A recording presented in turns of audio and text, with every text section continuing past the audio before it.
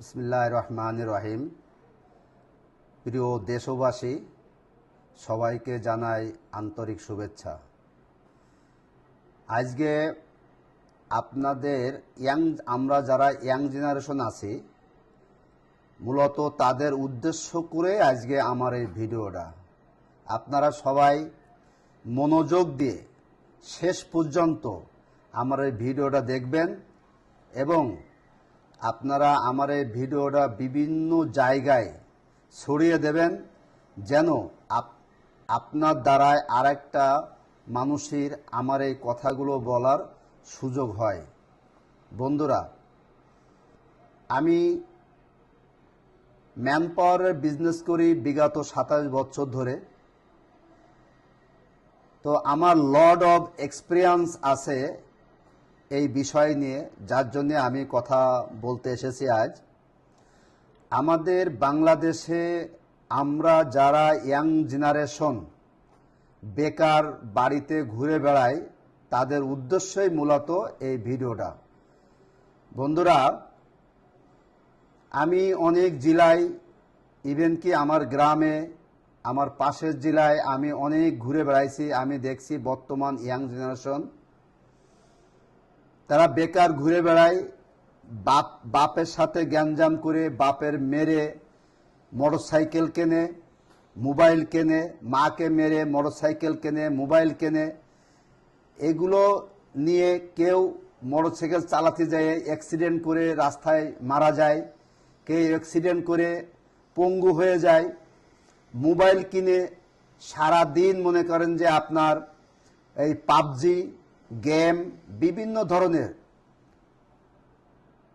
খেলা করে আপনার সময়টা নষ্ট করে। এবং আরও একটা বিশেষ গুরুত্বপূর্ণ বিষয়টা হচ্ছে, আমাদের ইয়াং জেনারেশন বর্তমান মাদকের উপরে এত পরিমাণে অ্যাট্রাক্টেড হয়েছে, যার জন্য আমার এই ভিডিওটা করা। যদি আমি আমার এই ভিডিওর মাধ্যমে আমার দেশের যত ইয়াং জেনারেশন ভাইয়েরা আছে তাদেরকে যদি আমি একটু লাইনে আনতে পারি, আমার এই কথার মাধ্যমে যদি 10 জন ভাইয়ের ইয়াং জেনারেশন ভাইয়ের যদি তারা তাদের লাইনটা ভালো লাইনটা খুঁজে পায়, এখানে আমার সার্থকতা। প্রিয় বন্ধুরা, আমার উদ্দেশ্য একটাই, for the people, for the country. আমি আমার দেশের জন্য কাজ করতে চাই, আমার দেশের মানুষের জন্য কাজ করতে চাই। আমি একসময় বেকার ছিলাম, আমি জানি বেকার কি জিনিস। তো বাংলাদেশে আমি যেহেতু 27 বছর ধরে ম্যান পাওয়ারের সাথে জড়িত, আমার বিভিন্ন টাইপের লোকের সাথে চলাফেরা এবং কথা বলার সৌভাগ্য আল্লাহ পাক আমাকে দিছে। অনেকে আছে ম্যাট্রিক পাস, এইচএসসি পাস, কিন্তু আমাদের এখানে যখন আসে আমরা দেখি আসলে তারা মায়ের নাম লিখতে পারে না, বাপের নাম লিখতে পারে না, অ্যাড্রেস লিখতে পারে না। এটাই হচ্ছে আমাদের বর্তমান বিগত 10 বছরের শিক্ষা ব্যবস্থা। আরো একটা জিনিস, আমরা সবাই রাজনীতির উপরে, পলিটিক্সের উপরে আমাদের অনেকটা আমরা গুরুত্ব দিই। আসলে এটা টোটালি আমাদের জন্য একটা ভুল মেসেজ। কারণ পলিটিক্স আমরা গ্রামের লোক করি, আসলে আমরা দিন শেষে আমরা শূন্য হাতে ফিরে চলে আসি। আমাদের জেলার লেভেলের, আমাদের থানা লেভেলের, আমি কোনো দলকে মেনশন করি না। আমার জন্ম লগ্ন থেকে আমার বয়স 52 বছর, আমি 51-52 বছর আমি দেখে আসছি। আমি নিজেও এক সময় দলের সাথে জড়িত ছিলাম। আমি দেখে আসছি যে নেতারা আমাদের মাথার উপরে কাঁঠাল রেখে কোষ খেয়ে আমাদেরকে ব্যবহার করে। আমরা কি পাই? হয়তো 1 লিটার মোটরসাইকেলের তেল অথবা 2 কাপ চা। বন্ধুরা, এটা কিন্তু আমাদের জীবনের সবকিছু না। আপনাদেরকে মাথায় রাখতে হবে, আল্লাহ পাক যতদিন আপনাকে বাঁচিয়ে রাখে, আপনার ভবিষ্যৎটা আপনাকেই তৈরি করতে হবে। আপনার ভবিষ্যৎ কেউ তৈরি করে দিবে না। আর আমাদের বাংলাদেশে বর্তমান লেখাপড়ার যে অবস্থা, আমাদের চাকরি সম্পূর্ণ অনিশ্চিত। আমি বলবো সম্পূর্ণ অনিশ্চিত আমাদের চাকরি। বাংলাদেশে আমাদের বর্তমান লেখাপড়ার যে অবস্থা, চাকরি ব্যাপারে আশা করাটাই আমাদের ভুল হবে।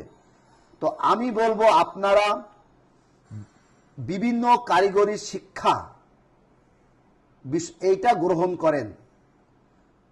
আপনারা যারা ম্যাট্রিক পাস, এইচএসসি পাস, আপনাদের বাড়ির পাশে যদি কোনো ওয়ার্কশপ থাকে, যদি কোনো সে ওয়ার্কশপে আপনারা একটু ট্রেনিং করে একটা স্কিল তৈরি করেন, দেখবেন যে আপনি আর একটা ওয়ার্কশপ দিয়ে আপনার দিনটা, আপনার সময়টা, আপনার জীবনের ভবিষ্যৎটা একটা জায়গায় নিয়ে যেতে পারবেন।